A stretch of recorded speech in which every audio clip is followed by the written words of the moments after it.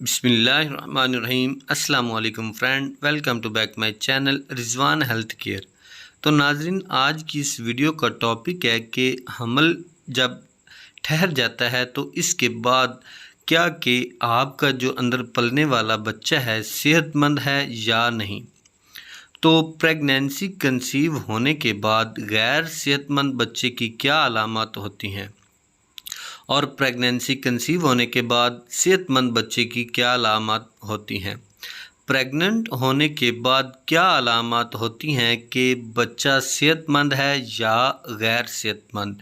تو ان علامات کے بارے میں آپ کو آج کی اس ویڈیو میں کچھ رہنمائی عطا کروں گا۔ آپ نے اس ویڈیو کو اینڈ تک لازمی واچ کرنا ہے بغیر سکپ کیے۔ اگر آپ میرے چینل رضوان ہیلتھ کیئر پر پہلی دفعہ وزٹ کر رہے ہیں تو کائنڈلی چینل کو سبسکرائب کیجئے، بیل والے بٹن کو بھی لازمی پریس کیجئے تاکہ اس طرح کی نئی ویڈیو کا نوٹیفیکیشن آپ کو مل سکے سب سے پہلے۔ چلتے ہیں ویڈیو کی جانب۔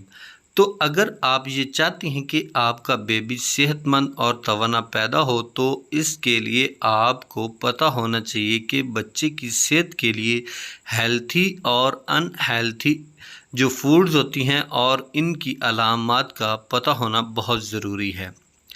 آپ اگر پہلے 20 ویکس سے پہلے ہیں تو ان میں آپ لاپرواہی کرتی ہیں تو اس آپ کو اسقاط حمل کا خطرہ ہو سکتا ہے۔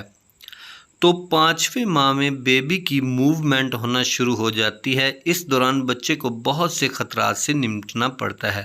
تو اس دوران عورت کو چاہیے کہ وہ اپنے بیبی کی پراپرلی اس کو ٹائم دے اور اس کی مکمل کیئر کرے اور اپنی ڈائٹ کا مکمل خیال رکھے۔ اس دوران بچے کی ہارٹ بیٹ کا خیال رکھتے ہوئے ڈاکٹر سے لازمی رجوع کریں۔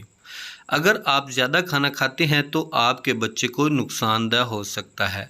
اکثر پریگننٹ خواتین کو پین رہتی ہے۔ اگر یہ پین آپ کو معمولی ہے تو ٹھیک ہے، تو آپ اپنے آپ کو ریسٹ دیں، سکون کریں۔